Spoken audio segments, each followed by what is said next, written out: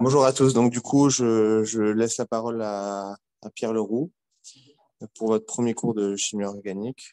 Pierre, je t'ai mis administrateur, donc tu peux enregistrer la séance comme il se doit. J'ai déjà enregistré, donc tu peux juste partager ton PowerPoint. C'est tout bon.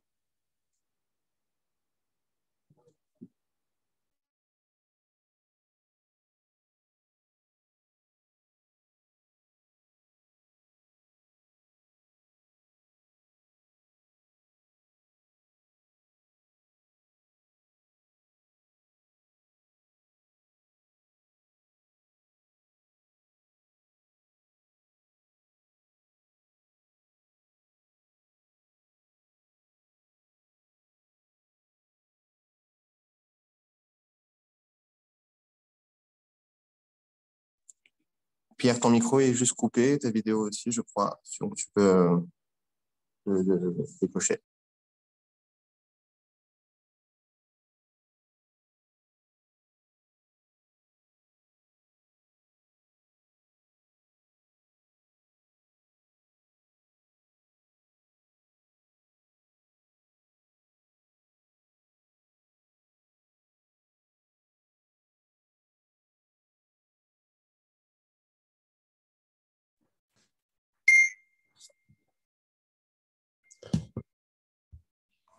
Bonjour à tous.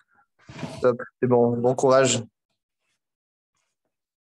Est-ce que vous m'entendez? Oui,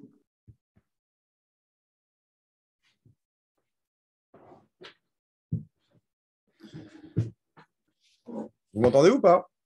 On t'entend très bien, Pierre.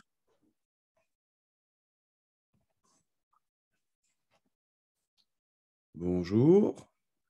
Pierre, tu m'entends? On t'entend très bien.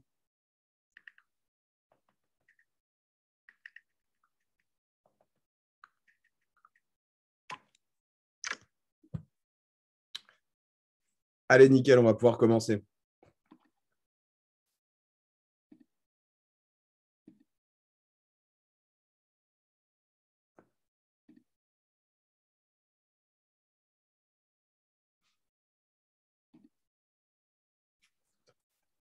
Alors, est-ce que vous voyez tous mon écran?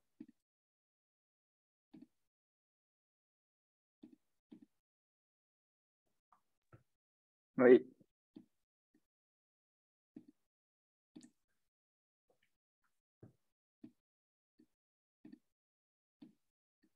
Ok.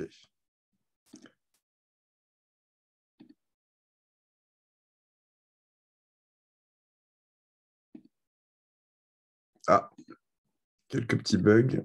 On va faire comme ça. Donc, je me présente du coup à tous et à tous. Je m'appelle du coup Pierre Leroux. Je suis interne du coup en pharmacie hospitalière à la PHM. En première année du coup d'internat. J'ai également un double diplôme, un double master 2 en drug design. Et dans le cadre du coup de ce master 2, j'ai également des activités de recherche à l'INSERM sur la multirésistance bactérienne aux antibiotiques. Je voulais déjà commencer rapidement mon propos, vu qu'en ce moment, j'ai bien compris que vous étiez en terminale et que c'était un peu l'heure de l'orientation, par un petit point rapide sur le post-bac et sur les études de pharmacie, qui sont souvent des études méconnues et peu choisies. Donc, je vous ai rappelé sur cette diapositive les principales étapes du cursus et je me tiendrai à votre disposition si jamais vous aviez des questions à ce propos. Donc, les études de pharmacie, donc c'est un schéma qui commence à dater, vu que la PACES n'existe plus, mais tout est resté pareil. Donc, on rentre dans les études de pharmacie après cette première année commune aux études de santé, la PAS et la LAS de l'heure actuelle. Puis viennent 3 ans du coup de formation commune de base, où vous préparez le diplôme de formation générale en sciences pharmaceutiques. Puis après, vous pouvez choisir en 4e année une filière pour vous filiariser, donc soit la filière officine que vous connaissez tous, qui est là où travaillent du coup les pharmaciens de ville, qui dure du coup 6 ans, qui est un cursus court. La filière industrie, qui est également un cursus court de 6 années et qui permet du coup d'accéder au métier de l'industrie. et une filière longue, celle que j'ai choisie, qui est la filière de l'internat, qui est sanctionnée par un autre concours en 5e année, un concours national, un peu comme les ECN, qui vous permettent du coup de choisir une ville et une spécialité, soit en biologie médicale, soit en pharmacie hospitalière, avec un internat qui du coup dure 4 ans. Là, vous avez une rapide vision de plusieurs débouchés des métiers de la pharmacie. Donc, vous avez la pharmacie hospitalière, c'est celle que du coup j'exerce au quotidien, qui peut se réaliser en clinique, en hôpital, chez les marins sapeurs-pompiers, dans l'armée. L'officine, que vous connaissez sûrement le mieux, pour exercer dans des officines privées de villes, mutualistes ou chez des grossistes répartiteurs qui se chargent du coup de distribuer les produits de santé sur tout le territoire national. L'industrie, avec énormément du coup de domaines et de champs d'application de la pharmacie en industrie, que ce soit au niveau des biotechnologies, de la cosmétologie, du marketing, de la réglementation, de la qualité, de la production, encore de la R&D, de la distribution, de l'environnement, la nutrition. La santé publique, au niveau de la sécurité sociale, police scientifique, ARS, donc Agence régionale de santé, ANSM, qui est l'Agence nationale de la sécurité du médicament, ou encore bien d'autres institutions telles que le ministère des Solidarités et de la Santé, la Haute Autorité de Santé, la HAS. Enfin, la recherche, donc que ce soit au niveau des universités d'enseignement, l'INSERM, l'Institut national de la santé et de la recherche médicale, à laquelle j'appartiens également dans le cadre de mes activités de recherche en bactériologie, et le CNRS, le Centre national de la recherche scientifique. Enfin, la biologie médicale, qui est l'autre spécialité accessible via le concours de l'internat, pour du coup exercer les examens de biologie médicaux, que ce soit à l'hôpital comme en ville, à travers les laboratoires d'analyse médicale. Donc, aujourd'hui, moi, je vais vous parler du coup de chimie organique. Et rapidement, en quoi la chimie, c'est important en sciences pharmaceutiques? C'est une discipline que vous retrouverez en pharmacie. Elle est importante parce qu'elle conçoit l'univers du médicament. C'est un prérequis indispensable pour appréhender l'univers du médicament, qui sont donc des molécules, ça ne vous aura pas échappé. Je vous ai mis ici un exemple du coup d'un médicament qui est l'osimertinib, qui est un anticancéreux anti-tyrosine kinase dirigé contre le récepteur de l'EGF, qui est indiqué contre plusieurs tumeurs solides, telles que notamment des sarcomes et des épithéliums, tout ce qui concerne les cancers des tissus mous. Et vous avez ici ce médicament qui est représenté, cette structure chimique. Donc, pour concevoir ce médicament, il faut bien sûr pouvoir le synthétiser. C'est le job des chimistes organiciens qui doivent être à même de le développer, de le synthétiser, de le produire et de le purifier. Et là, vous aviez à côté quelques outils d'aide à la purification. Donc, vous voyez que la chimie organique, ça peut s'appréhender selon diverses disciplines. En bas, je vous avais mis quelques représentations moléculaires 3D dans des nouvelles disciplines qui émergent également, telles que l'in silico, qui se charge d'étudier. Donc là, vous avez en vert et en bleu une protéine et ainsi en rouge votre molécule médicamenteuse, c'est-à-dire arriver à déterminer l'intérêt qu'a une molécule pour produire une action biologique en empêchant physiquement un récepteur ou une enzyme de fonctionner, pour faire ce qu'on appelle des RSA, relations structure-activité. Le médicament, c'est également important parce que l'univers du médicament est large et peut être administré via différentes voies. Et plusieurs disciplines, du coup, tournant autour de ce médicament, sont étudiées en pharmacie, telles que la pharmacodynamie, c'est-à-dire le fait d'étudier la liaison d'un médicament à son récepteur et d'évaluer ainsi son impact, comme je vous ai présenté dans la dernière diapositive, ou encore la pharmacocinétique, comme représenté ici, qui vise à étudier le devenir du médicament dans l'organisme. On va donc du coup parler de chimie organique ce matin, qui est quand même un gros bout d'une unité d'enseignement que vous aurez en PASS et en LAS. Donc ça, on m'a dit que vous aviez déjà fait. Tous les cours un peu d'intro. Et on va commencer là. Donc, comme je vous le disais, c'est un gros bout. C'est bien que vous le commenciez dès la terminale. Ça peut vraiment être un plus-value pour préparer du coup votre année de concours l'année prochaine. Pourquoi c'est un plus-value? Parce qu'en soi, c'est une discipline qui peut être abordée dès la terminale. Il n'y a pas de prérequis supplémentaires dont vous auriez absolument besoin pour retarder son apprentissage dès l'année prochaine. Ça peut être complémentaire et vous faire quelques révisions sur votre programme de baccalauréat scientifique, particulièrement en physique-chimie. Je parle notamment d'un point de vue nomenclature sur les principales fonctions chimiques simples que vous aurez à étudier dans le cadre de cette unité d'enseignement qui sera commune du coup à toutes les filières, médecine, pharmacie, dentaire, sage-femme et maïeutique, et kiné. Et donc, c'est bien que si vous arrivez à le commencer. Aujourd'hui, on va traiter de fonctions chimiques simples, donc principalement des chaînes hydrocarbonées, alcanes, alcènes et alcynes, et on verra si on a le temps d'attaquer les alcools. Si vous avez des questions, je vous encourage du coup à m'interrompre via le chat ou du coup en prenant également la parole.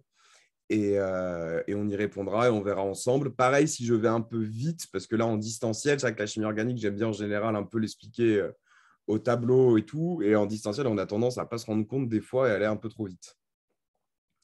Donc déjà, d'un point de vue nomenclature, un premier tableau que vous devez maîtriser et apprendre, j'ai presque envie de dire par cœur, c'est donc du coup comment nommer les principales fonctions chimiques simples qui sont pour le coup au programme de cette unité d'enseignement. Donc, vous avez à chaque fois la fonction qui est nommée ici, acide carboxylique, nitrile, aldéhyde, cétone, alcool, amine.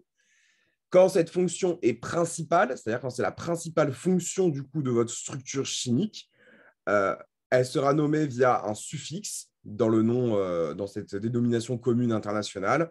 Donc, soit acide, le noyau de base OIC pour l'acide carboxylique. Pour nitrile, on terminera par nitrile, aldéhyde par al, l'éthanal, le méthanal, etc.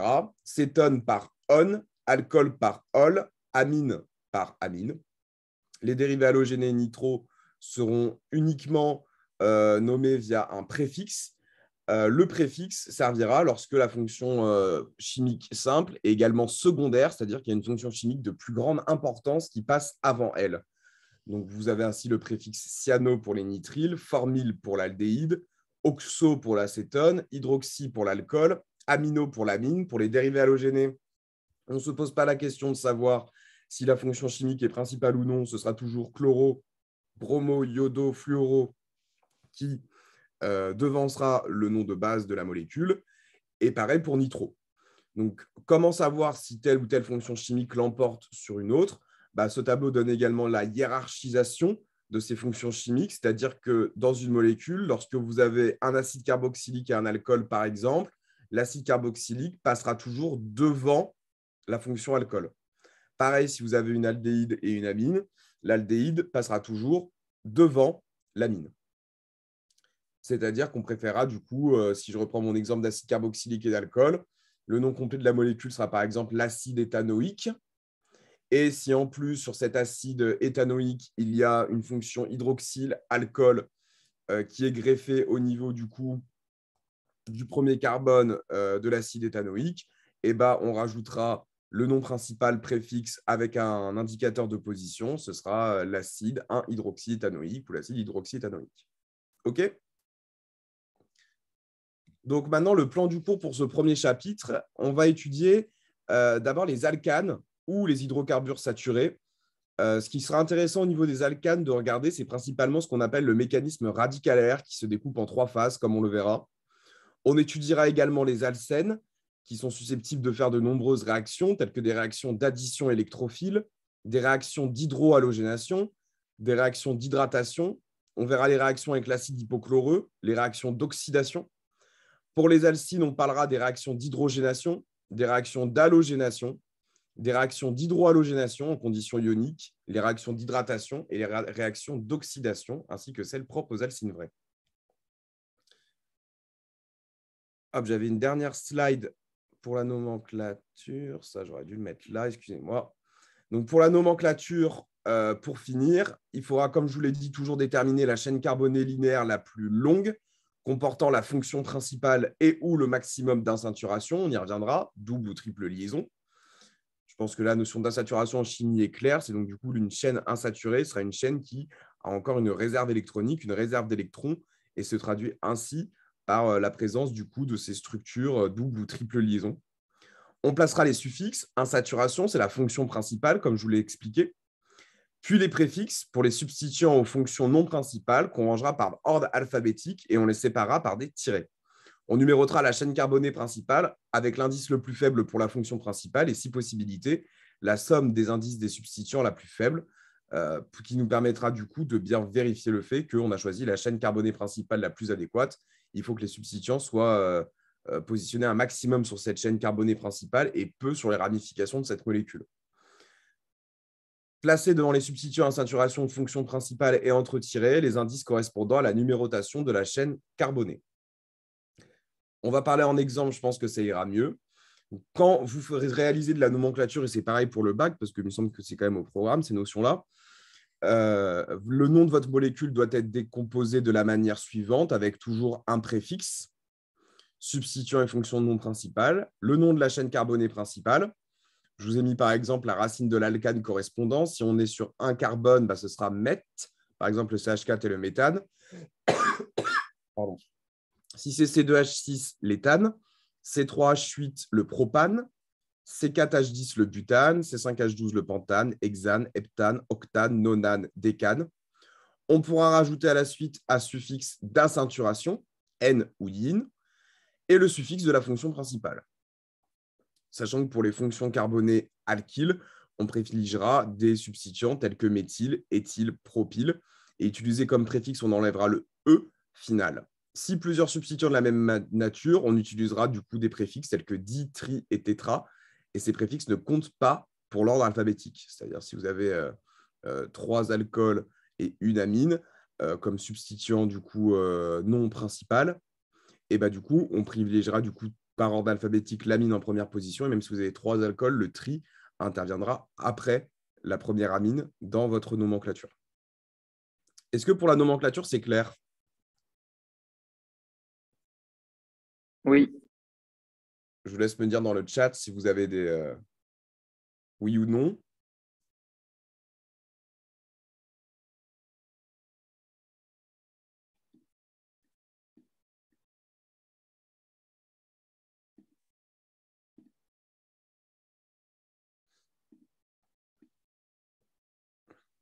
C'est clair ou pas? On peut continuer?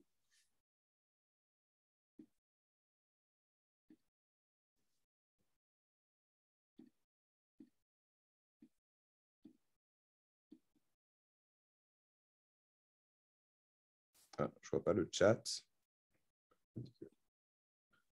Oui, oui, oui, oui, oui, oui, oui. Nickel.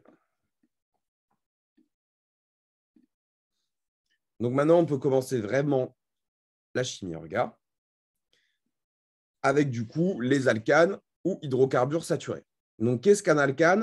Donc, il faut savoir qu'en chimie organique, ce sera toujours présenté de la même façon, c'est-à-dire que vous aurez toujours donc une première partie du cours qui sera dédiée à décrire la fonction chimique simple, ses règles de nomenclature. Très important, sa réactivité, c'est-à-dire les principales règles en ce qui concerne sa réactivité qui dicteront tout le reste du plan du cours, les principales réactions dans lesquelles cette fonction chimique intervient, et après le détail de ces différentes réactions chimiques. Donc, les alcanes, ce sont des hydrocarbures saturés. Comme je vous l'ai dit tout à l'heure, on va interpréter ce terme de saturé. Déjà, hydrocarbure, c'est que tout simplement, ça va être une chaîne hydrocarbonée simple, donc constituée de carbone et d'hydrogène. On est vraiment sur la fonction chimique la plus basique que vous aurez à voir. Saturée, c'est-à-dire qu'elle ne comporte pas de réserve électronique supplémentaire. Seuls quelques électrons de valence sont mis en commun pour réaliser la liaison covalente. Et elle n'a pas de réserve électronique, elle n'a pas d'aceinturation, c'est-à-dire de double ou de triple liaison, si vous préférez, au sein de sa chaîne hydrocarbonée. Ils sont uniquement composés de carbone CsP3 et d'hydrogène H. Je ne sais pas si la notion de sp3 vous parle. Est-ce que vous avez eu le cours sur les orbitales?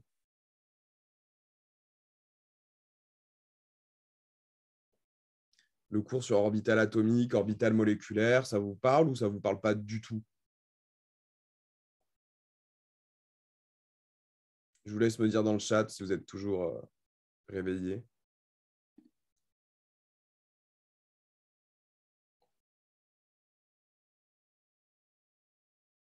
Non, non. Bon, on ne va pas rentrer dans les détails. Bon, vous aurez sûrement au cours de cette pré-rentrée, sinon vous entendrez la rentrée. Moi, de mon temps, je ne suis pas si vieux que ça, mais bon, c'était en première année, premier cours. C'était le cours sur les orbitales atomiques, orbitales moléculaires. Pour faire simple, les orbitales, ça représente une…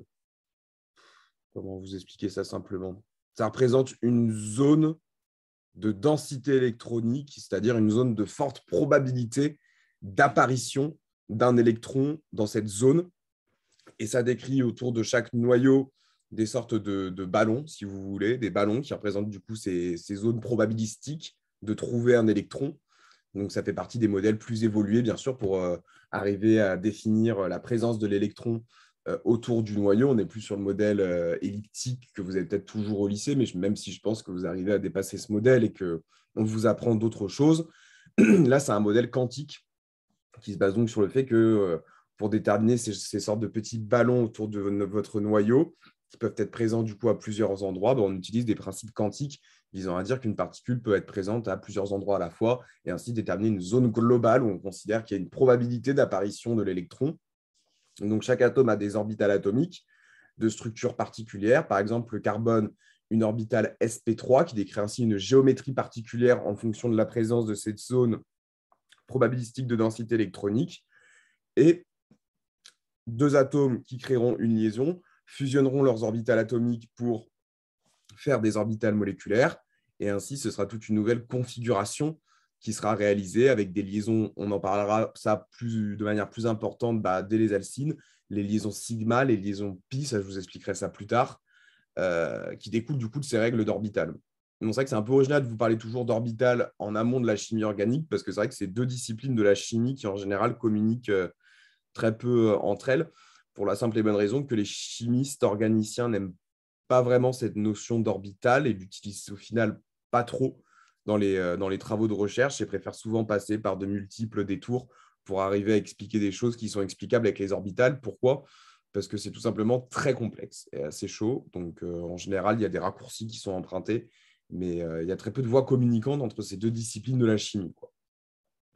Pour revenir aux alcanes, la formule brute, c'est CnH2n plus 2. Vous avez ici les règles de nomenclature, le suffixe -ane, qui sera toujours placé du coup à la fin. Par exemple, si on s'entraîne sur la nomenclature de cette molécule et qu'on l'étudie un peu. Donc, je vous ai dit qu'il faut toujours choisir, règle numéro 1, la chaîne hydrocarbonée la plus longue. Donc, on va donc compter les carbones. Si on choisissait par exemple celle-là, parce que là, on a deux choix, vous êtes d'accord, soit on a celle-là, soit on a celle-là. Vous pouvez avoir même trois choix, soit on a celle-là. Là, j'aurai 1, 2, 3, 4, 5, 6. Là, j'aurai 1, 2, 3, 4, 5, 6, 7. Et là, j'aurai 1, 2, 3, 4, 5, 6, 7, 8. Je choisis toujours la chaîne hydrocarbonée la plus longue. Donc, je choisis celle-là. Vous voyez bien que c'est un alcane, juste une chaîne hydrocarbonée simple. Puis, je m'attache au substituant. Là, on a substituant 1, 2, c'est un substituant éthyle.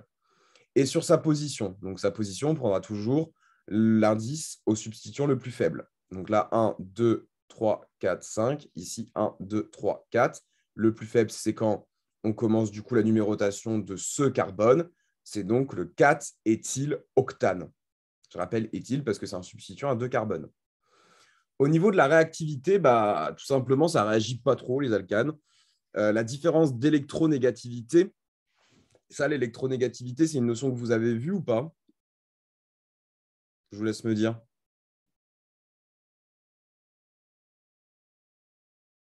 Oui? Nickel.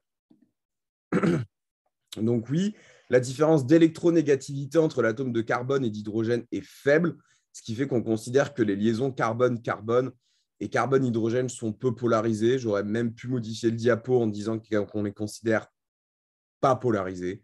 Ce sont des molécules apolaires. Les liaisons du coup CC et CH sont fortes, donc difficiles à casser. Il y a une réactivité faible qui est liée au fait que, tout simplement que les électrons de valence sont bien situés au milieu des liaisons covalentes et qu'ainsi la liaison chimique est particulièrement forte. Il n'y a pas de déséquilibre électronique au niveau de la répartition des électrons de cette liaison. Il n'y a pas un atome qui attire plus qu'un autre. Il y a des effets mésomères et des effets inductifs, donneur et accepteur. Donc, on est donc sur des liaisons assez fortes et assez difficiles à casser. Toutefois, Leur principale réactivité, ce sera ce qu'on appelle une réaction d'halogénation radicalaire ou substitution radicalaire.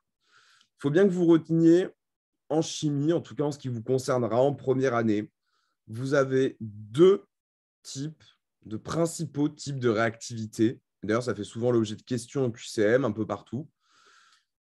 Dans 95% des cas, les réactions que vous verrez auront un mécanisme ionique, donc ce sera la majorité. Et dans 5% des cas, comme on va le voir là, c'est d'ailleurs le meilleur exemple que vous aurez de l'année, on est sur des réactions radicalaires.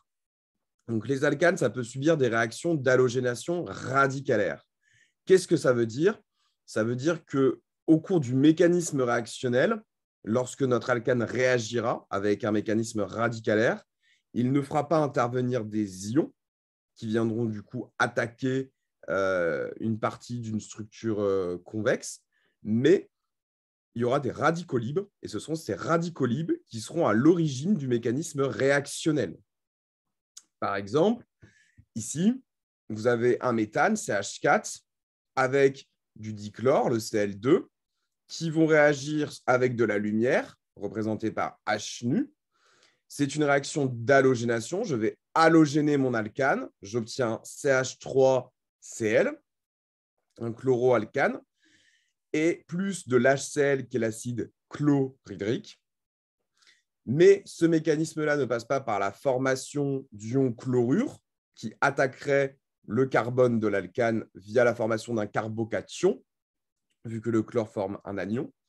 Là, on est sur la création de radicaux libres. On va y revenir. Donc, on a substitué un atome d'hydrogène par un atome de chlore. On parle donc bien d'halogénation, car le chlore est un halogène. Ça aurait pu être du brome et de l'iode également, mais le chlore, vous savez, réagit mieux que le brome et l'iode. On parle de réaction de substitution radicalaire, car des radicaux vont se former. La présence de sous-produits de polyhalogénation est également courante.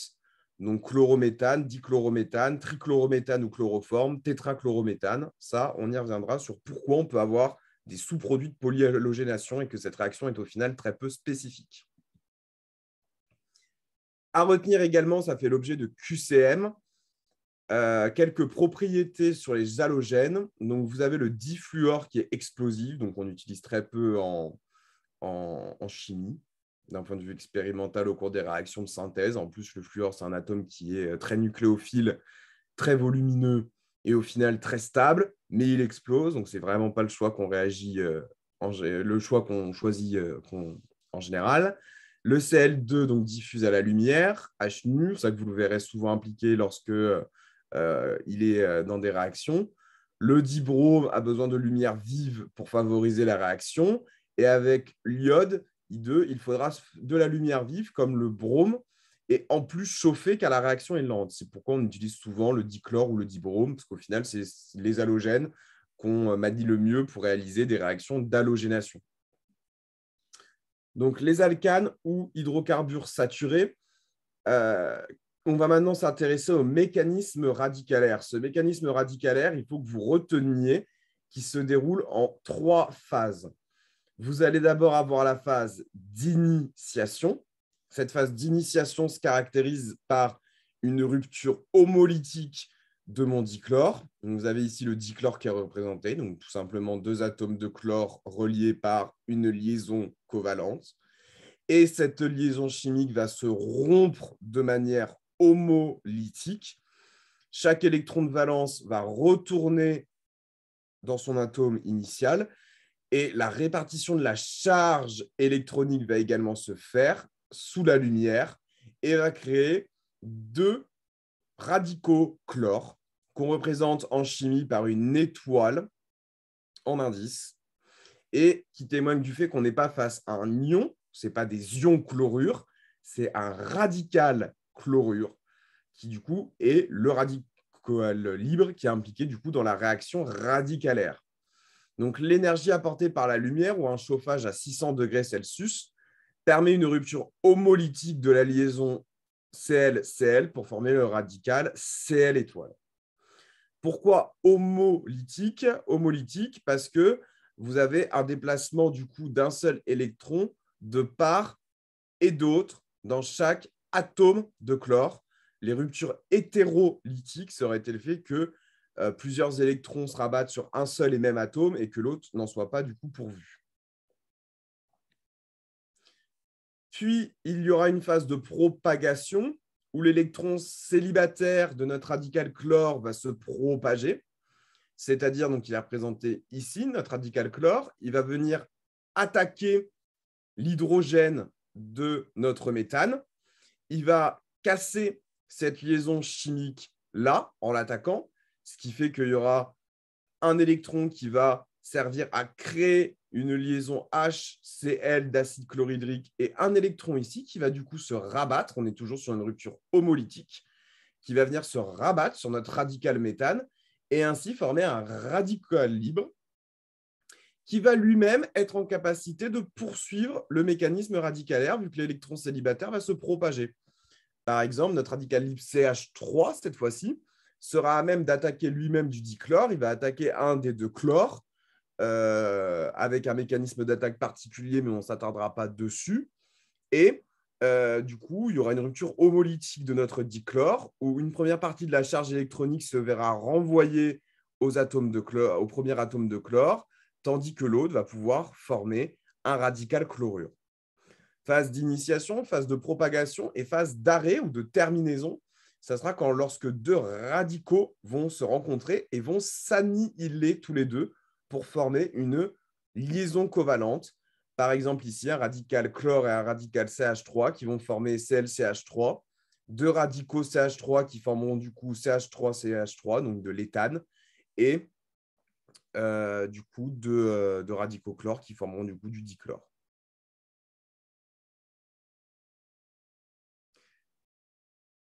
Vous comprenez bien du coup que c'est ces réactions radicalaires qui sont instables, qu'on ne peut pas vraiment prédire. On ne sait pas comment elles vont s'arrêter, parce que vous avez vu qu'il y a plusieurs manières de les arrêter. Il y a plusieurs phases de terminaison qui sont possibles. Donc, on ne les aime pas trop en chimie, et encore moins en santé, parce que vous imaginez bien qu'une réaction radicalaire dans votre corps, ça déclenche plus des cancers qu'autre chose. Et c'est ce qui explique le fait qu'on ait plusieurs polyhalogénations possibles. Par exemple, si on prend cette molécule-là, donc toujours pareil, si on regarde la chaîne hydrocarbonée la plus longue, 1, 2, 3, 4, donc butane. Et là, vous avez une ramification avec un seul carbone en position 2, c'est donc le 2-méthylbutane, plus du dichlore sous la lumière, ça fait que je vais avoir ma phase d'initiation, c'est-à-dire que je vais avoir du coup ce dichlore Cl2, Cl qui va du coup faire subir une rupture homolytique, former un radical chlore et qui va venir attaquer un des carbones de ma molécule. Donc, il pourra très bien s'attaquer ici, s'attaquer là, ou encore s'attaquer là. Maintenant, je vais vous faire bosser un peu. Vous allez réfléchir et vous allez me dire quel est le produit préférentiel qui se formera parmi ces quatre-là. Parce que la chimie organique, c'est aussi un peu de réflexion. Donc, je vous laisse me dire en commentaire. Si je vous pose la question, c'est que c'est des notions que vous avez déjà vues, soit en pré-rentrée, soit au lycée. Et je vous laisse me dire, alors on va les nommer 1, 2, 3, 4. À votre avis, quel sera le produit d'intérêt principal, la structure qui se formera en priorité?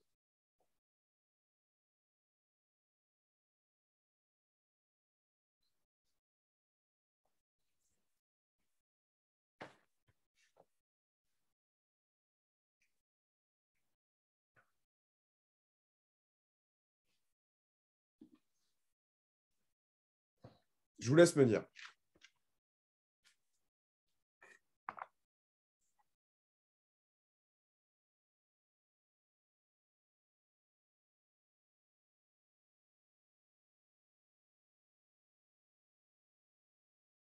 Alors, 3. Donc, toi, tu penses à celle-ci. OK. Est-ce que tu pourrais dire pourquoi?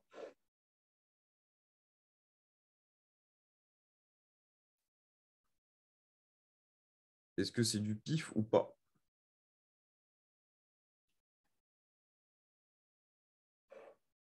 Rapidement, hein. Pourquoi tu penses que ce serait la 3?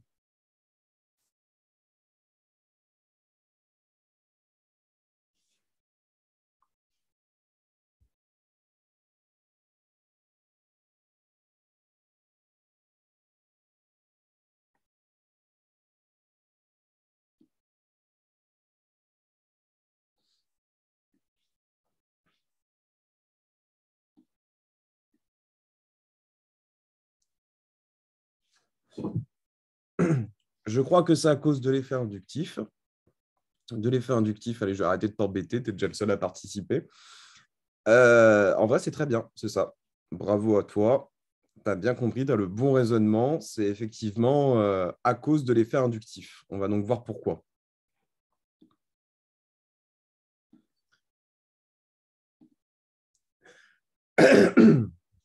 Pardon. Du coup, en chimie, pour vous expliquer simplement, on privilégiera toujours, bon, quand je dis on, c'est surtout la nature, la formation du produit le plus stable. Donc ça se traduit lorsque vous étudierez de la thermodynamique, ce qui est une autre discipline assez horrible que vous aurez également en première année, qui vise à étudier, mais vous en avez sûrement déjà fait au lycée, hein, je pense, hein, que si je vous parle d'enthalpie, d'entropie, d'énergie de Gibbs, toutes ces notions de physique, je pense que vous les abordez un peu au lycée, je pense, ou pas, mais bon. Donc, pour faire simple, c'est des critères d'évaluation de l'ordre et du désordre au sein d'une matrice, d'une structure moléculaire. Et on privilégiera toujours la formation du produit le plus stable, c'est-à-dire que le désordre, l'énergie de ces deux molécules représente une certaine somme qui est mesurable, expérimentalement comme théoriquement. Et après réaction, il faudra du coup que le produit formé soit plus stable que la somme des énergies de ces deux réactifs. C'est-à-dire que le produit formé atteigne un niveau réactionnel plus bas que la somme des niveaux énergétiques des deux réactifs. C'est pourquoi il y aura toujours un produit d'intérêt principal qui se formera et après des sous-produits qui se formeront mais en quantité beaucoup plus mineure. Donc là, la question, c'était de s'intéresser à quel produit parmi ces quatre-là est le plus stable. Donc, votre collègue a très bien raisonné en parlant d'effet inductif. Parce que là, du coup, on est sur des halogénoalcanes, des chloroalcanes. Et la première des choses qu'il fallait remarquer, c'est qu'une liaison carbone-chlore, elle est polarisée.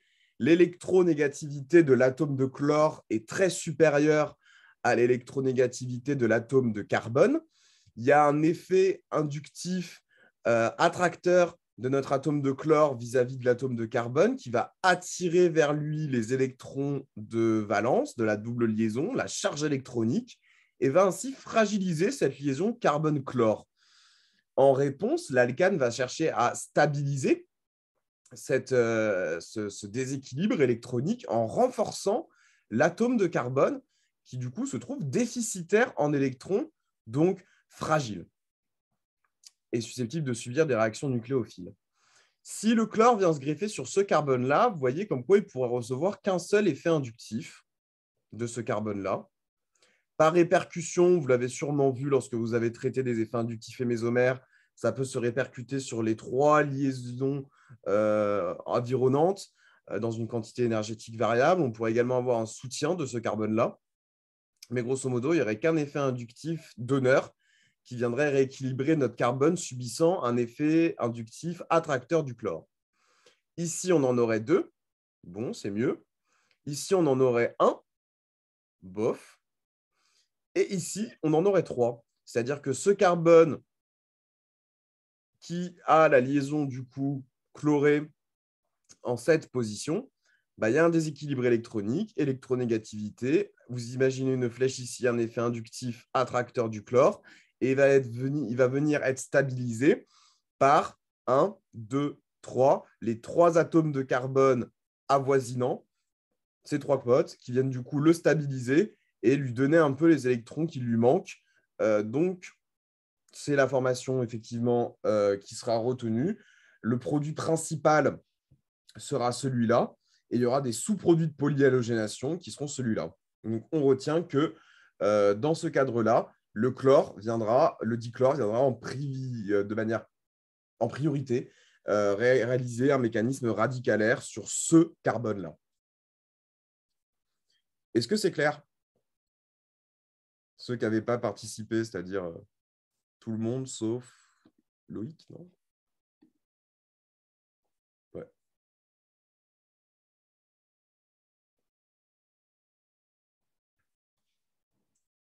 Bon, ça va, c'est que je n'explique pas trop mal, quoi. Parce que je vous avoue que ces cours-là commencent un peu à remonter pour moi. Mais c'est que ça va.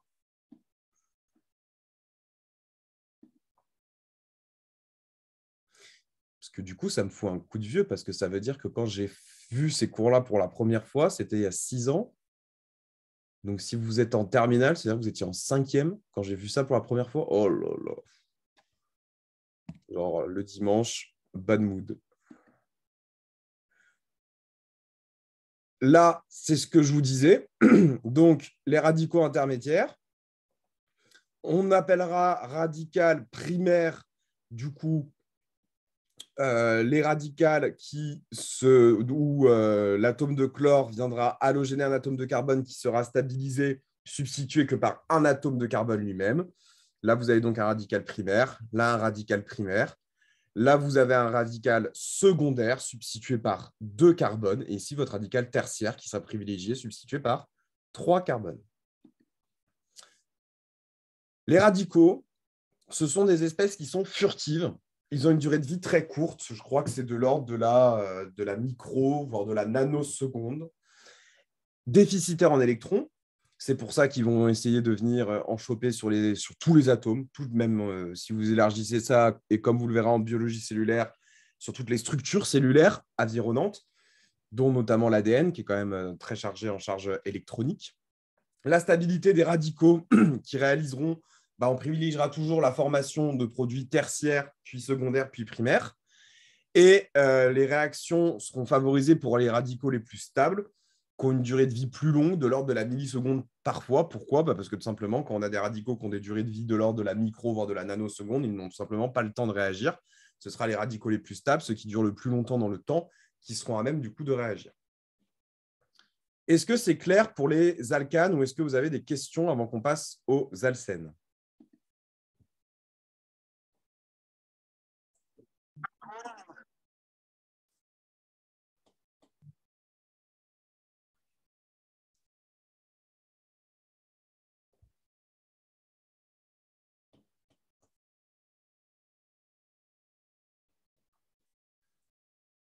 Il y a un non. Est-ce que tu as une question du coup? Vous pouvez ouvrir le micro, hein, ce n'est pas interdit, hein, je ne voulais pas préciser, mais… Non, je me suis trompée, c'était non, j'avais pas de question en fait, désolée.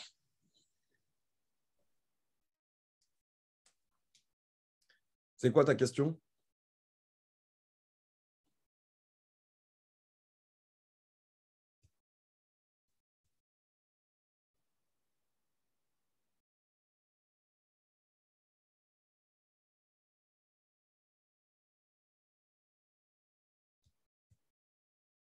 Je me suis trompé, c'est un bon, j'ai pas de question. Ok. C'est un non, j'ai pas de question. Allez, nickel, on va pouvoir continuer alors. Donc maintenant, on va passer aux alcènes.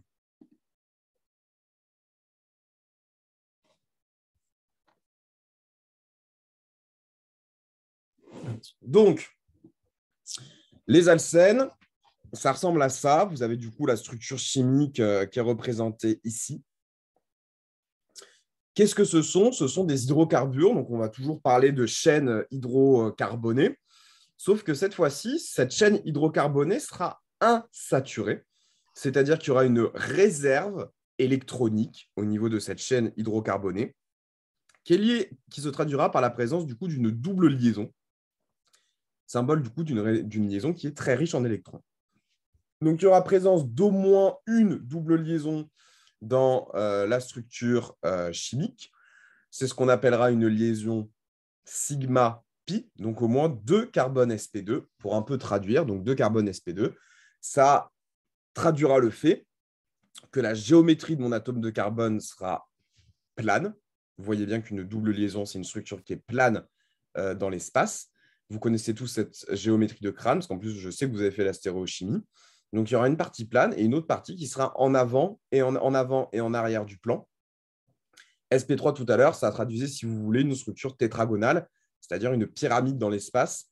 C'est encore pas très facile à expliquer en distanciel, mais vous voyez l'idée.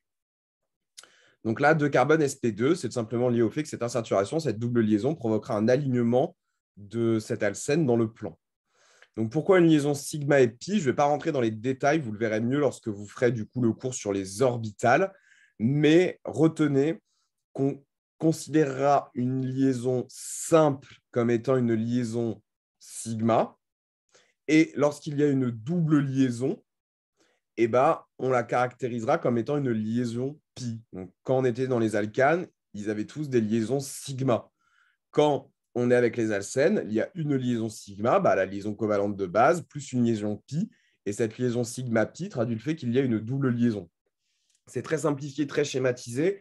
Vous le verrez beaucoup mieux quand vous ferez les orbitales parce que c'est des notions d'orbitales moléculaires liées à la fusion d'orbitales atomiques, mais c'est l'idée. La formule brute des alcènes, ce sera CnH2n. Ils seront associés à d'autres fonctions telles que des dérivés éthyléniques. Et comme je vous l'ai dit, structure plane, on aura 6 atomes dans le même plan. Donc, au niveau de la nomenclature, le suffixe sera N. Par exemple, ici, vous avez l'éthène ou l'éthylène, qui est lié au fait que du coup, il y a 2 atomes de carbone. Donc, le noyau et est le suffixe N. Ici, 1, 2, 3, donc propre, et vous avez une insaturation, c'est un alcène propène. Et ici, donc là, on va s'entraîner. Il faut que ma chaîne hydrocarbonée contienne ma fonction chimique principale. Ici, vous avez une insaturation, c'est donc un alcène. Il faut donc prendre en compte le fait que cet alcène ne doit pas être présent dans l'une des ramifications, mais dans la chaîne hydrocarbonée principale, ce qui donne lieu à plusieurs possibilités. Soit on aurait par exemple celle-ci, 1, 2, 3, 4, soit celle-ci, 1, 2, 3, 4, 5, 6. On choisit toujours la chaîne hydrocarbonée la plus longue. Donc, 6 atomes de carbone, ce sera le noyau X. On choisit la place ou la fonction chimique principale à l'indice de substitution le plus faible, en considérant toujours le premier carbone portant la saturation. Si je commence ici, ça fait 1, 2, 3, 4. Si je commence ici, ça fait 1, 2. Je privilégie la numérotation en partant de ce carbone, ce sera X2N, puis les ramifications, donc des ramifications méthyle, un atome de carbone porté du coup par le deuxième et le troisième carbone de la chaîne, ce sera donc 2,3 diméthyl X2N. Vous vous rappelez, on peut rajouter un indicateur du coup quantitatif du nombre de liaisons considérées, du nombre de ramifications considérées, lorsque c'est la même fonction chimique secondaire. Donc, les alcènes, d'un point de vue stéréoisomérie, si chaque carbone est substitué par 2 substituants différents, il y aura 2 configurations possibles et la présence de stéréoisomères. Exemple avec le but de zen. Et du coup, donc il y a but 4 atomes de carbone dans ma chaîne hydrocarbonée principale. Là, vous avez toujours la saturation qui est dans le plan. Vous pourrez avoir les 2 autres atomes de carbone de cette chaîne hydrocarbonée à 4 atomes de carbone qui pourront être soit tous les 2 en arrière du plan, soit tous les 2 en avant du plan, ou alors un de ces atomes de carbone en arrière et l'autre en avant du plan. C'est ce qu'on appelle la configuration ZE, l'isomérie ZE. Z, ce sera donc lorsque les constituants principaux seront tous situés de part et d'autre du plan. Je ne sais pas si c'est clair, de part et d'autre, seront tous les deux situés du même côté du plan, soit tous en arrière, soit tous en avant, alors eux, ce sera de part et d'autre de ce plan.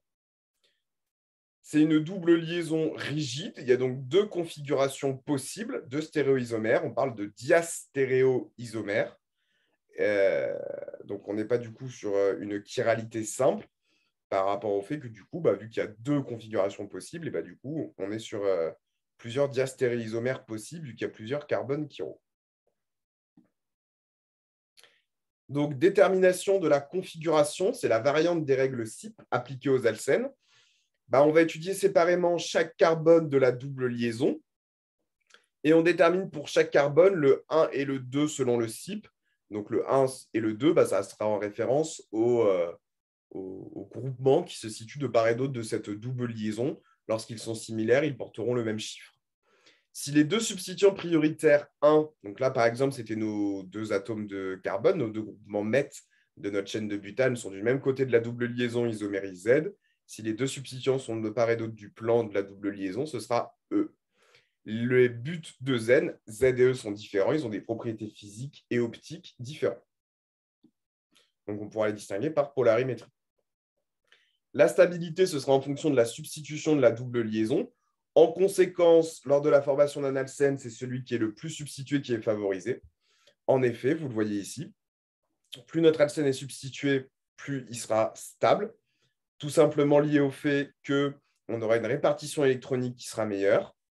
Lorsqu'on arrive à 2 substituants seulement, vous voyez comme quoi l'alcène le plus stable sera celui qui aura un substituant de part et d'autre du plan. Donc, l'isomère E sera plus stable que l'isomère Z, où les deux substituants sont du même côté du plan, qui lui-même sera plus stable que lorsqu'il n'y a qu'un substituant ou pas de substituant du tout. Au niveau de la réactivité, ce sera déjà un petit peu plus riche qu'avec les alcanes. Vu qu'on a une double liaison, il y a une aceinturation. Ça va donc permettre des réactions d'addition qui vont venir du coup utiliser cette réserve électronique pour saturer notre alcène en alcane et du coup former de nouveaux produits. La double liaison, cette aceinturation, elle est riche en électrons. Elle est donc elle va pouvoir réagir avec des nucléophiles, Elle va réagir avec des électrophiles, vu qu'elle est riche en électrons.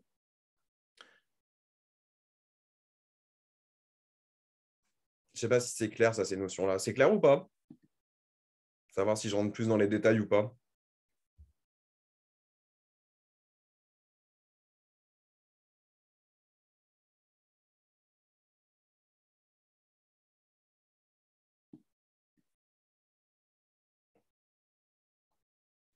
Oui, c'est que du coup, vu que la saturation est riche en électrons, les carbones portant cette aceinturation sont déficitaires en électrons, sont donc nucléophiles et vont avoir tendance à réagir avec du coup des substances riches en électrons, des électrophiles. Ce sera un point d'attaque, si vous voulez, ces carbones portant ces acinturations. Il y a des points de fragilité, ça va entraîner des réactions de coupure, d'oxydation. Donc, les principales réactivités qu'on va étudier avec les alcènes, ce sera des réactions d'addition électrophile et des réactions d'oxydation. On va commencer par les réactions d'addition électrophile, AE, l'addition de réactifs symétriques, H2X2, X représentant un halogène, ou une addition de réactifs dissymétriques, HX, H2O, HOCl. Donc, on va voir que si le réactif est symétrique ou dissymétrique, vous avez bien compris que symétrique, c'est lorsque c'est un réactif qui comporte les mêmes groupements, les mêmes atomes. Dissymétrique, lorsque du coup, il y a une discordance entre les atomes constituant du coup notre réactif. Ça va se produire de la manière suivante. Vous avez ici votre alcène qui subit l'addition d'un réactif, ici dissymétrique, qui va venir du coup puiser dans la réserve électronique de la saturation, s'additionner de part et d'autre sur les deux atomes de carbone qui sont présents. Mécanisme, il existe différentes variantes du mécanisme d'addition électrophile et ça va varier selon le réactif. En effet, d'un point de vue réactionnel, la stéréochimie nous dit qu'il y aura 2 possibilités d'attaque de ce réactif, symétrique ou dissymétrique, au niveau de notre alcène. Ici, on a représenté notre alcène qui est du coup plane. Il est dans le plan au niveau de notre aceinturation. Soit notre réactif dissymétrique ou symétrique attaquera du même côté du plan. On parlera alors de 6 additions. Et du coup, il y aura des substitutions qui seront du même côté du plan. Ou alors, notre réactif pourra s'attaquer de part et d'autre du plan, en haut et en bas, si vous voulez. C'est ce qu'on appellera une transaddition. Et on aura un substituant qui sera de part et d'autre de ce plan. Les alcènes peuvent également subir des réactions d'hydrogénation. Donc là, vous avez un alcène qui, par exemple, si on le fait réagir avec du dihydrogène en présence d'un catalyseur et de nickel ou de platine, présent sur une plaque, c'est-à-dire que c'est des plaques sur lesquelles sont greffés du nickel et du platine qui permettent du coup cette hydrogénation, et l'alcène s'hydrogénant va perdre son insaturation et devenir un alcane. Le mécanisme réactionnel est le suivant, c'est une cis-addition, comme je vous l'ai expliqué. Vous avez le dihydrogène qui est fixé sur le catalyseur métallique, nickel ou platine. C'est ce qu'on appelle une hydrogénation catalytique parce qu'elle fait intervenir une plaque métallique. Les deux plans vont se superposer et les attaques seront du même côté. On est donc sur une cis-addition. Vous avez donc cette plaque hydrogénée qui va venir se plaquer sur le plan dans lequel il y a mon alcène. On n'attaque pas de part et d'autre, mais du même côté du plan. C'est une cis-addition. Réaction d'halogénation maintenant, donc via des dérivés dihalogénés, X2, donc ça peut être du dibrome, du dichlore, du diiode. Si on prend l'exemple du dibrome, un alcène qui subira l'action du dibrome donnera un dibromoalcane. De manière générale, un alcène réagissant avec un halogène donnera un dihalogénoalcane. Sauf que là, vous voyez qu'on est sur une transaddition, qu'il y a eu addition de part et d'autre de chaque atome de notre dihalogène, et on va donc voir pourquoi dans l'ordre du mécanisme réactionnel. C'est une transaddition. Pourquoi? Déjà, pour rester sur le dibrome, on a donc deux atomes qui sont similaires, donc la liaison ne devrait pas être polarisée, on est d'accord. L'électronégativité de l'atome de brome étant unique, et du coup, on est sur une liaison qui n'est pas polaire, qui est parfaitement covalente. Néanmoins, cette liaison-là a la possibilité de se polariser comme un dipôle, c'est-à-dire qu'on va créer une polarisation induite. Comment? Si on l'approche de quelque chose riche en électrons, comme la double liaison. En effet, lorsque notre dibrome va s'approcher de notre alcène, l'insaturation riche en électrons va faire que les électrons de la double liaison, de cette liaison covalente, dibrome, vont se retrouver repoussés et vont aller vers l'atome de brome, l'atome d'halogène le plus éloigné. On crée ainsi une polarisation induite avec l'atome de brome le plus proche de la ceinturation qui aura une charge partielle positive et l'atome de brome le plus éloigné de la ceinturation qui aura une charge partielle négative. Ça va se majorer au fur et à mesure que le rapprochement va s'opérer. Et cet effet inductif, du coup, créé, va pouvoir donner lieu à un effet mésomère, c'est-à-dire qu'on va avoir une rupture de cette liaison covalente entre les deux atomes d'halogène et la formation, du coup, de deux intermédiaires. Donc, un atome de brome qui deviendra donc un ion négatif et un autre atome de brome qui deviendra un ion positif.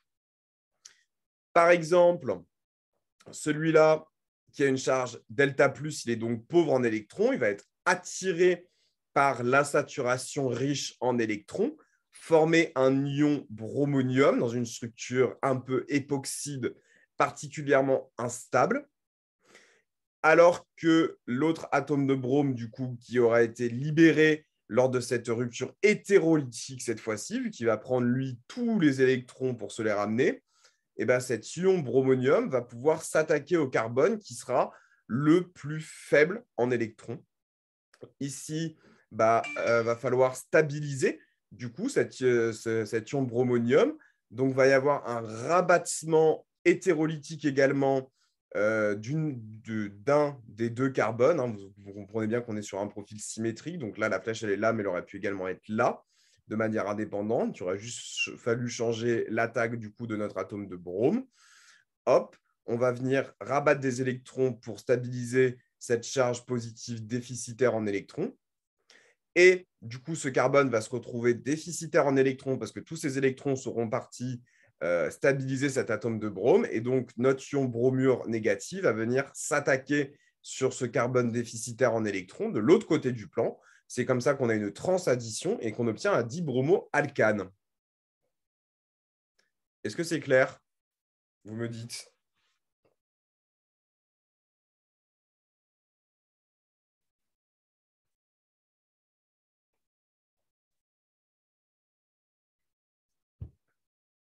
Bon, nickel. Vous dormez les autres?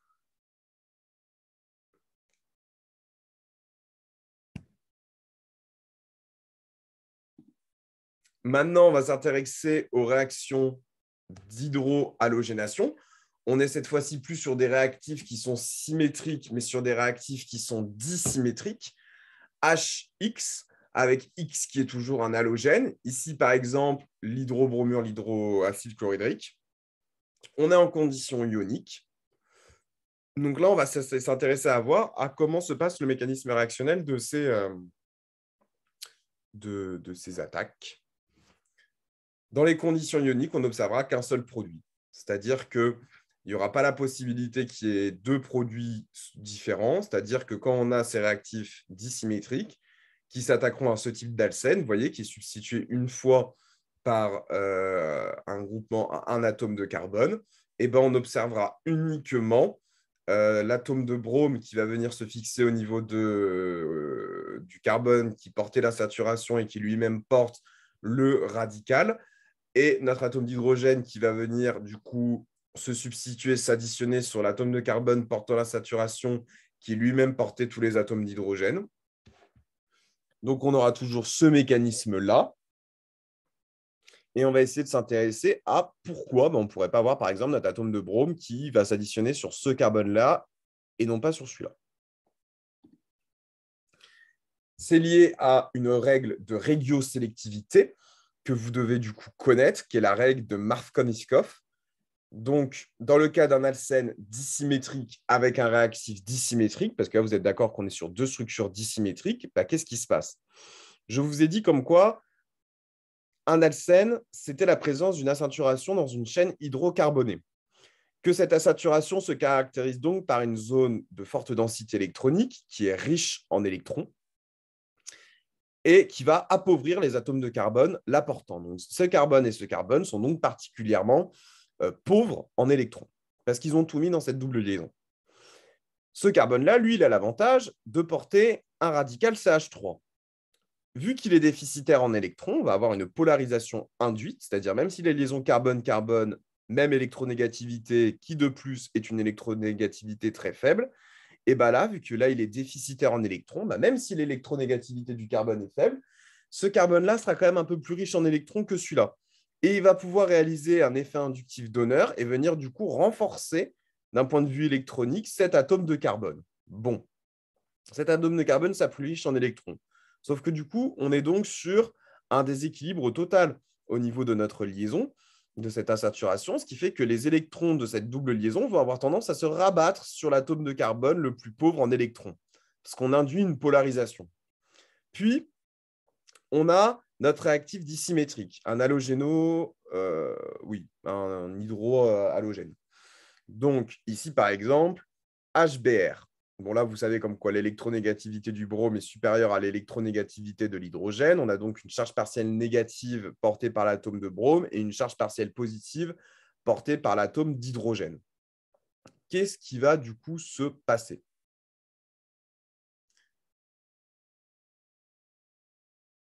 Est-ce que quelqu'un peut me l'expliquer? Pourquoi je vais avoir du coup cet atome de brome qui va venir sur ce carbone, cet atome d'hydrogène qui va venir sur ce carbone, si vous réfléchissez par rapport aux éléments que je vous ai donnés.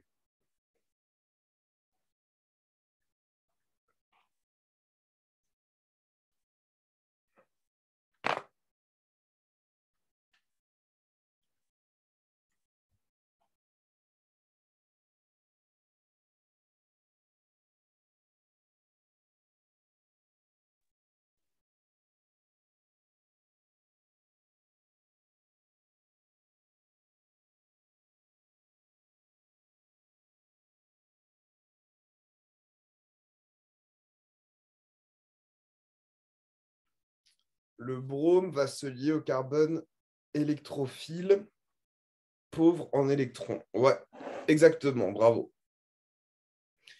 C'est-à-dire que là, on a donc notre brome, il a une charge partielle négative. Il est riche en charge électronique. Il va aller s'attaquer sur le carbone qui est le plus pauvre en électrons. Or, celui-là, certes, quand il y avait la ceinturation, Il était plus stabilisé que celui-là parce que du coup, il avait une charge partielle négative qui lui venait de cet effet inductif attracteur. Sauf que vu qu'il y a eu rabattement de la double liaison, cet atome-là devient très riche en électrons et celui-là très pauvre. Donc notre charge partielle négative va venir chercher une zone plus nucléophile et va venir s'additionner sur ce carbone. Tandis que notre atome d'hydrogène qui a une charge partielle positive, lui, sera plus à la recherche d'une zone électrophile, donc riche en électrons, et ce sera cet atome de carbone qui, du coup, sera privilégié par rapport au fait qu'il a subi le rabattement hétérolytique de cette insaturation.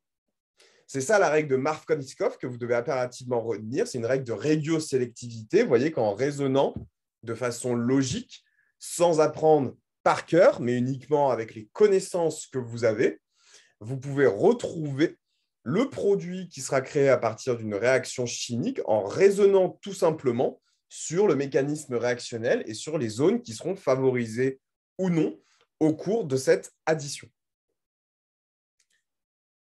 Donc, l'hydrogène se fixe sur le carbone le plus hydrogéné, le carbone le moins substitué. C'est un petit peu la règle que vous pouvez retenir pour cette règle de Markovnikov. L'hydrogène se fixera toujours sur le carbone le plus hydrogéné ou le carbone le moins substitué. Toujours, mais il y aura des exceptions, on en reparlera. Cette règle est due aux effets électroniques et parfois sur la stabilité des carbocations, donc des radicaux intermédiaires.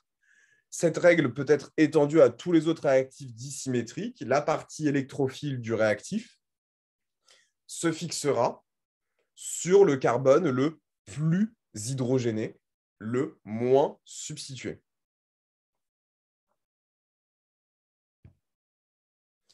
Par exemple, on va voir la réaction d'hydrohalogénation, donc HX, HBr, HCl. Premièrement, en conditions radicalaires,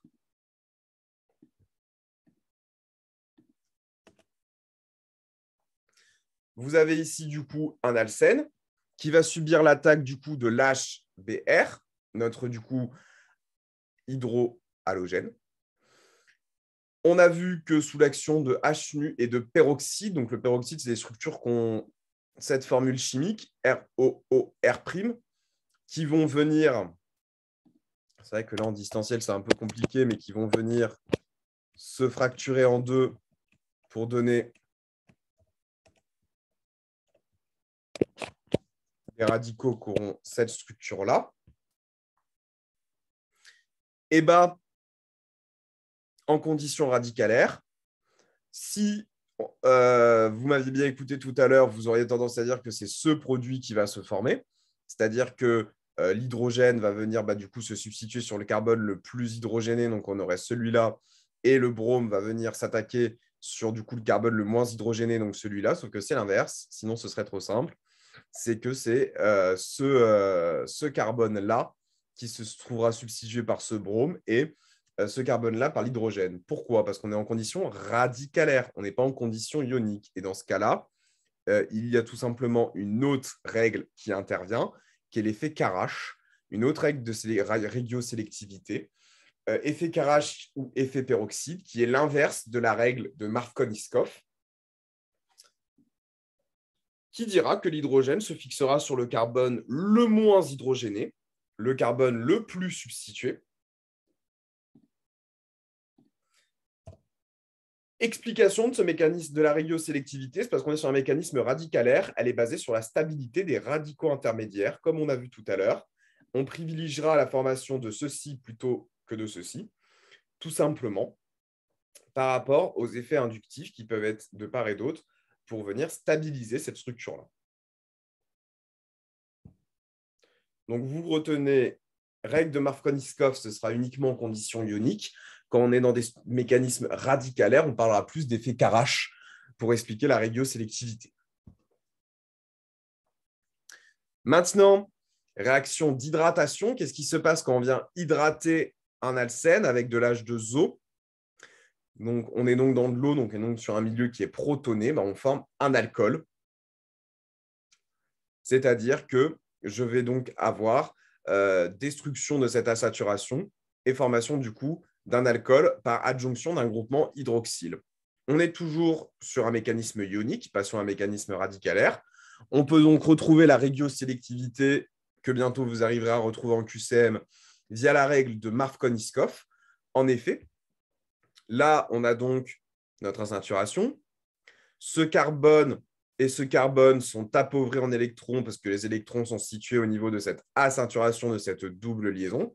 Sauf que ce carbone va pouvoir recevoir un effet inductif donneur de ce groupement-là qui va venir le stabiliser. Puis, on va avoir rupture de cette double liaison qui va venir se rabattre sur ce carbone-là, ce qui fait qu'au final, ce sera ce carbone-là qui sera particulièrement riche en électrons et ce carbone-là qui sera pauvre en électrons.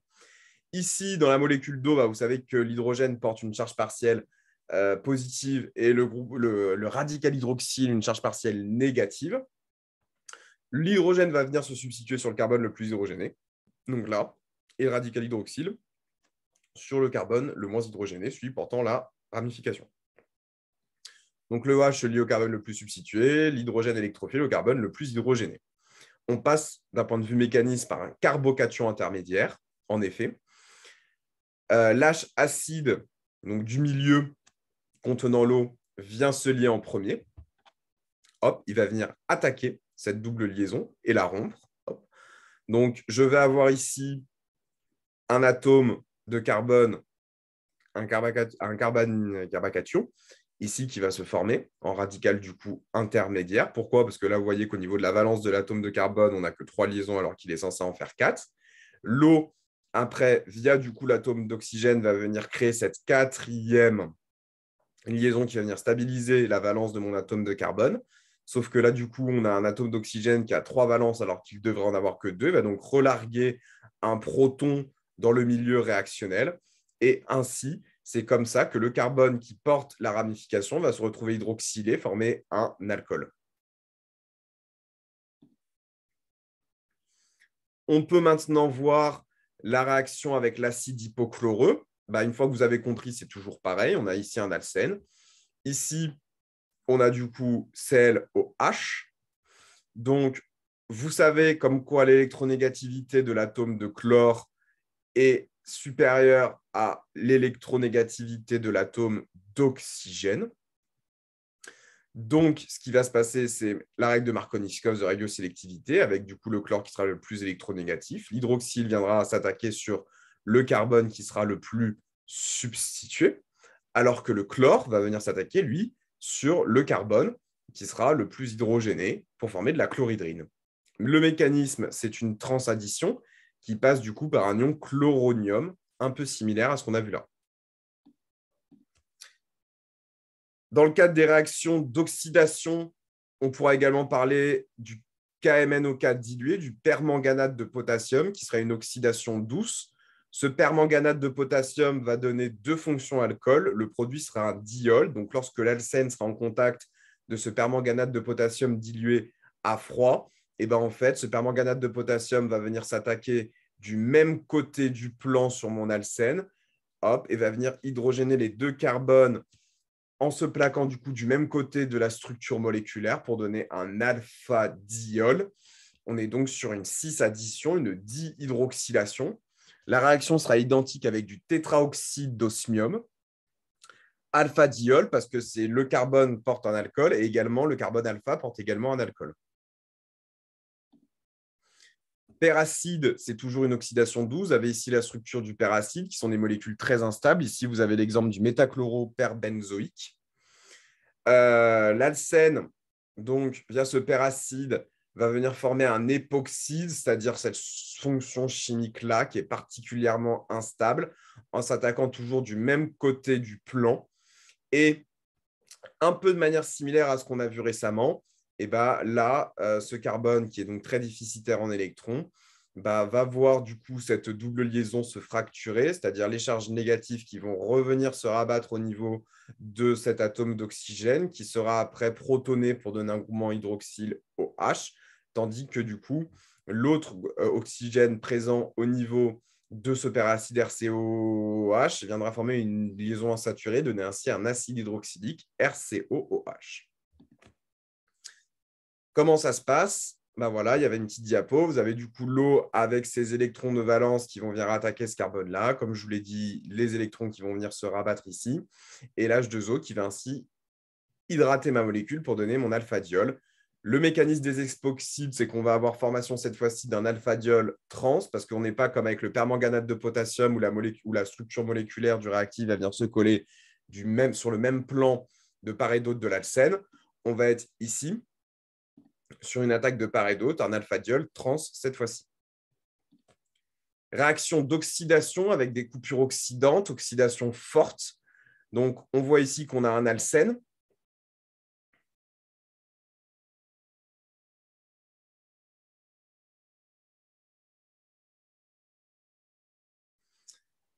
Donc, cet alcène va subir l'action du permanganate de potassium et de l'acide disulfurique en présence de chaleur, va donner du coup une rupture de cet alcène qui, de part et d'autre, vont donner une cétone.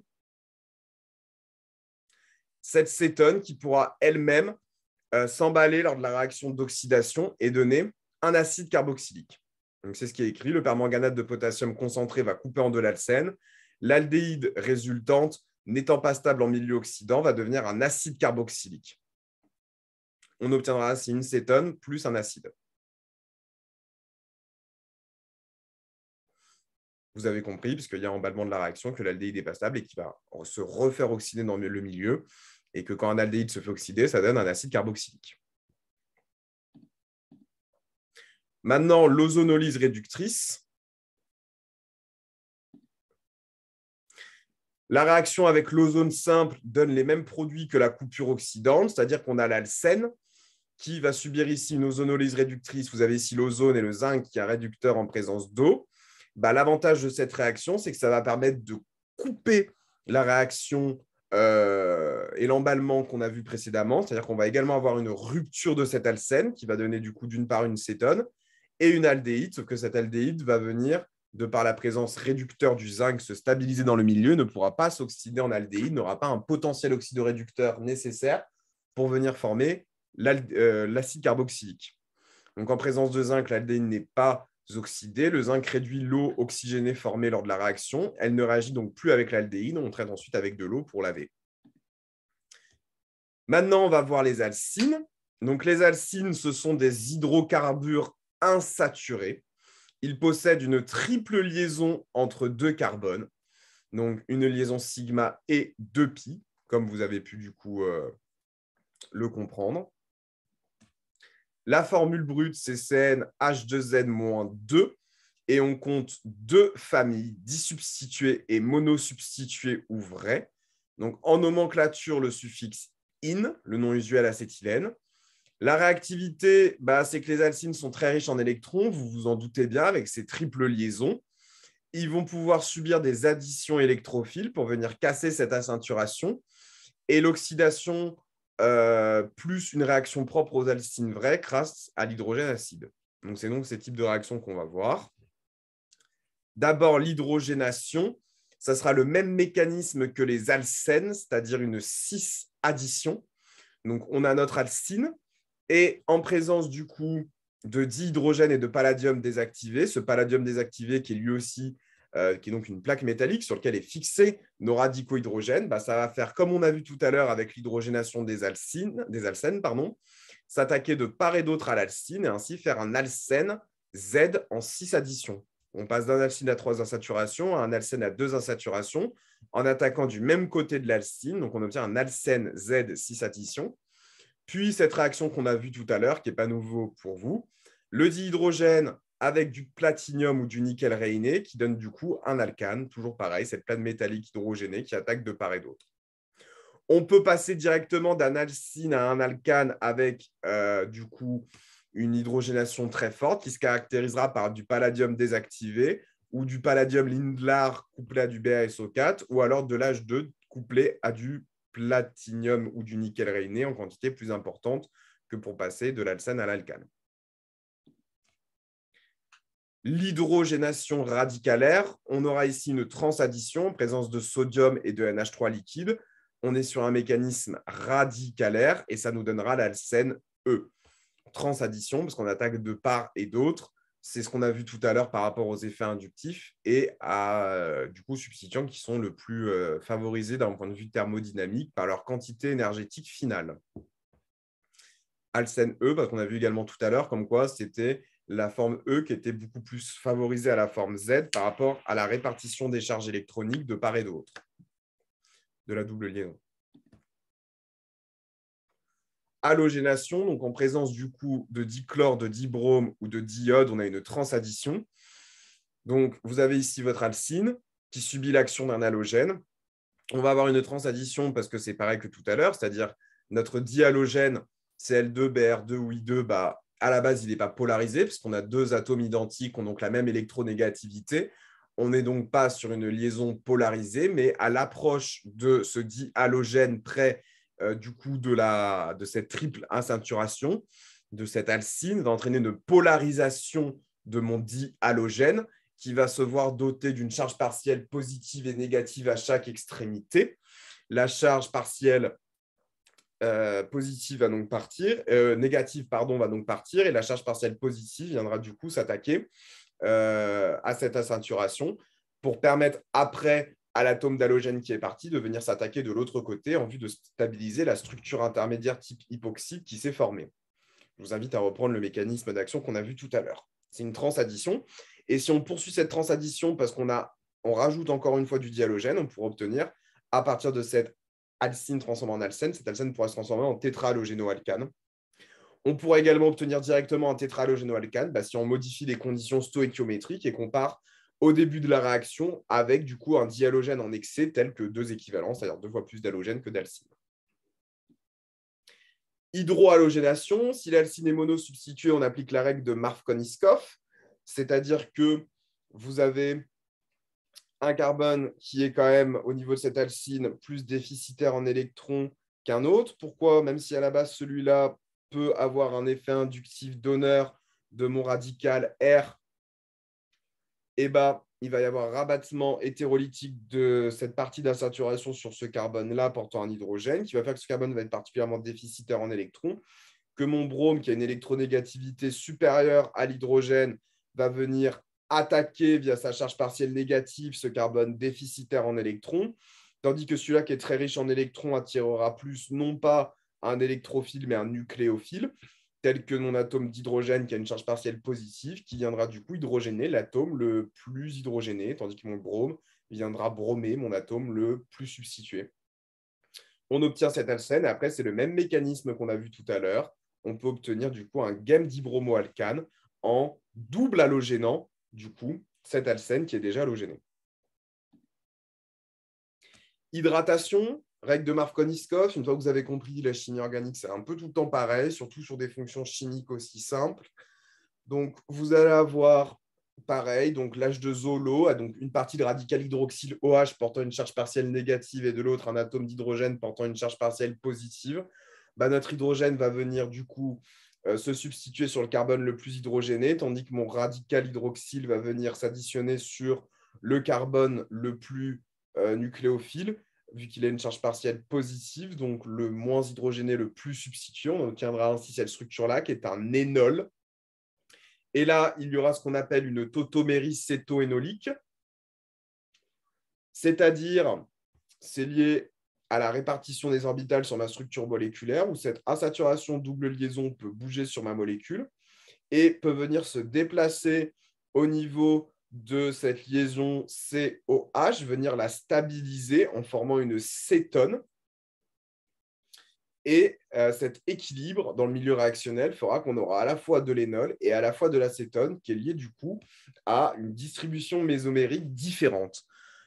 C'est ce que je vous ai marqué en bas, même mécanisme que pour les alcènes, sauf que la double liaison restante va permettre un équilibre cétoénolique en faveur de la cétone qu'on appelle tautomérie. Il y a plusieurs tautoméries cétoénoliques que vous verrez en chimie organique. Maintenant, l'oxydation avec un oxydant fort, par exemple du permanganate de potassium ou du K2CR2O7 en présence d'acide et de chaleur. On va avoir un oxydant et on va venir casser cette aceinturation en deux. On obtiendra d'un côté de l'acide carboxylique et de l'autre de même. On aura un mélange d'acides carboxyliques qui ne sont pas identiques, vous le voyez bien, parce que du coup, vu qu'on est sur un alcène dissymétrique, on aura un acide carboxylique qui sera substitué en alpha et l'autre non. On aura toujours un mélange d'acide carboxylique pour les alcynes. Enfin, une réaction propre aux alcynes vraies. Donc, lorsqu'on a un alcyne qui subit l'action d'une base ou d'un métal, on obtiendra un ion alcynure. C'est lié au fait que, par exemple, lorsque dans mon milieu réactionnel, j'ai déjà du sodium, ça va venir capter du coup le proton de mon alcyne qui va partir dans le milieu réactionnel. Et quand on a un bromoalcane comme ici, on a du coup une charge partielle négative portée par l'atome de brome qui a une électronégativité supérieure à l'atome de carbone. Cette zone-là est très riche en électrons, va chercher un nucléophile et va venir s'attaquer ici, ce qui va entraîner un relargage du coup de mon atome le plus électronégatif portant cette charge partielle négative dans le milieu réactionnel. On obtiendra ici du coup un alcyne qui sera substitué par mon groupement méthyle, alors que du coup, l'ion Br- va venir du coup former un sel avec mon sodium Na+. On crée un ion alcynure qui est très riche en électrons, donc nucléophile, et qui va réagir avec des espèces électrophiles. C'est la fin du cours sur les alcanes, alcènes, alcynes. Maintenant, je vais un peu vous faire bosser via des QCM. Est-ce que vous pouvez mettre le diapo sur le groupe après, s'il vous plaît? Ouais, je pense que Dan s'en chargera. Alors, c'est une question que j'avais posée à un concours blanc pour les terminales, apparemment. Qu'est-ce que vous répondriez? Je vous laisse réfléchir et m'envoyer vos questions en commentaire, vos réponses.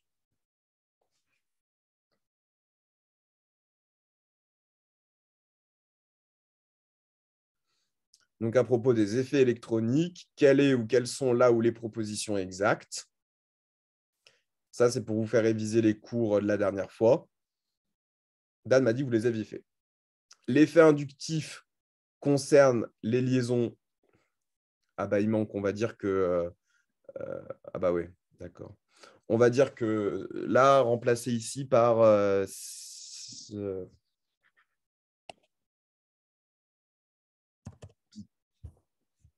L'effet inductif concerne les liaisons pi. La mésomérie est une conséquence de la grande délocalisation des électrons. L'effet inductif est défini par la polarisation d'une liaison résultant de l'existence d'une mésomérie dissymétrique. Un effet mésomère peut être à l'origine d'un effet inductif. Un effet inductif peut orienter un effet mésomère. Vous répondriez quoi?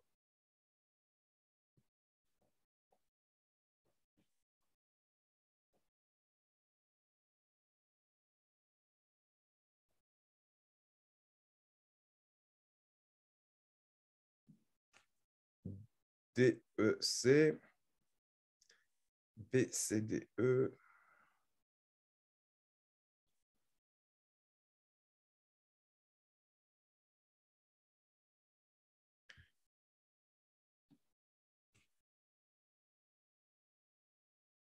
C'était DE. Parce que du coup, l'effet inductif ne concerne pas les liaisons pi, mais les liaisons sigma, les liaisons simples. On est donc sur un partage des charges électroniques et non pas un déplacement d'électrons. La mésomérie est une conséquence de la grande délocalisation des électrons. Bon, la B, laissez tomber, elle est chelou. Je ne sais pas pourquoi j'avais fait ça.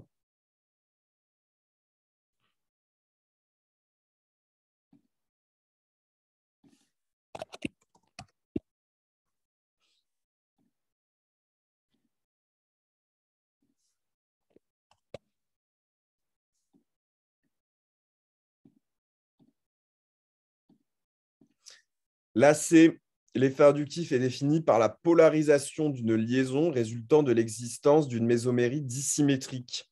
C'est faux. C'est la définition de l'effet mésomère. Et après, un effet mésomère peut être à l'origine d'un effet inductif et un effet inductif peut orienter un effet mésomère. Ça, c'était textuellement du cours. Donc, le moyen mémotechnique que j'avais, c'était, si vous voulez vous en rappeler plus facilement, parce que ça tombe chaque année en QCM, c'était un mésomère peut-être à l'origine d'un effet inductif. Mésomère, la mère est à l'origine de l'enfant. Voilà. Et un effet inductif peut orienter un effet mésomère. Mais si vous voulez un moyen mnémotechnique, c'était l'idée que quand vous avez dans un QCM peut-être à l'origine, si vous voulez vous en rappeler de manière simple et bête, pensez à la mère qui est à l'origine de l'enfant, par exemple.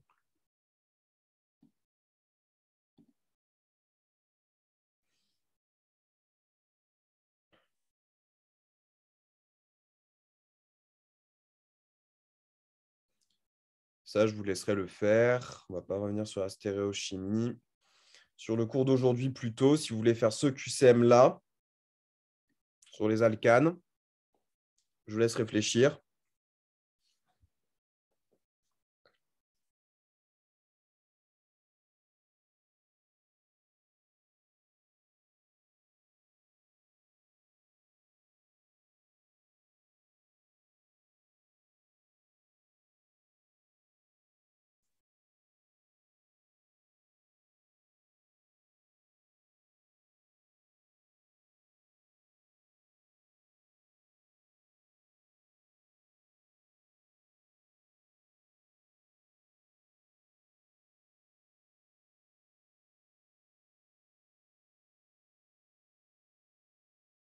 Alors,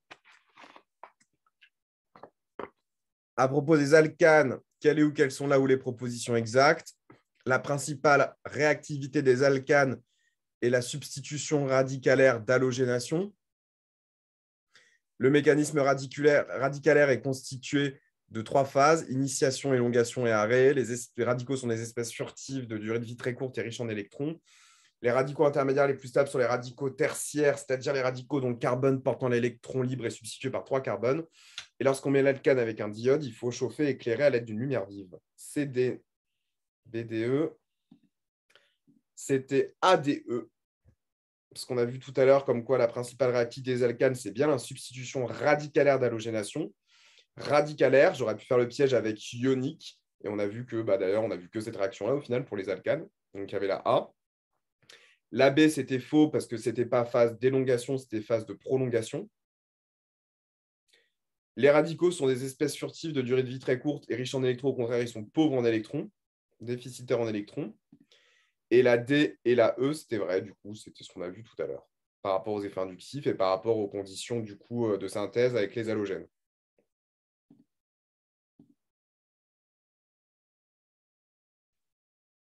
Je vous laisse réfléchir à celle-ci. Je pense que c'est la dernière. À propos du composé 1, quelles sont là où les propositions exactes?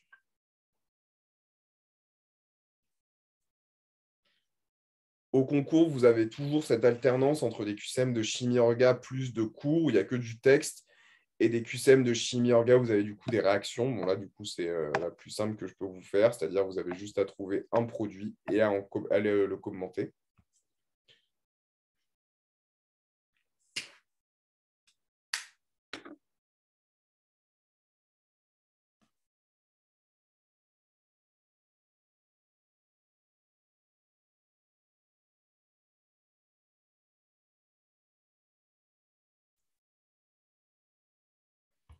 On a donc analcine, vous l'avez reconnu, avec ses triples liaisons, qui subit du coup l'action d'une plaque de palladium désactivée sur laquelle sont greffés des dihydrogènes. Qu'est-ce que ça donne?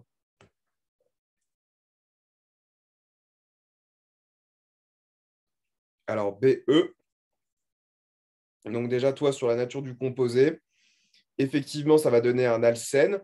Et vu que ça va venir se plaquer du même côté de l'alcine, ça va être une 6-addition, donc une configuration Z, qui du coup donnera cette structure moléculaire. Ensuite, l'ozonolyse réductrice O3Z sur 1 suivi d'une hydrolyse conduit à 2 aldéhydes.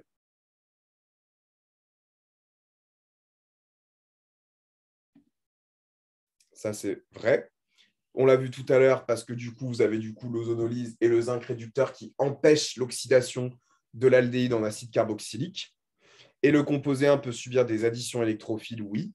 C'est un alcène, on a vu qu'il pouvait subir des additions électrophiles. Ça, c'est tout ce qu'on avait vu sur les hydrohalogénations, règle de Markovnikov, ou même d'un point de vue radicalaire avec l'effet Karash, oui. On va s'arrêter là. Il est 11 heures passées. Est-ce que vous avez des questions sur le cours?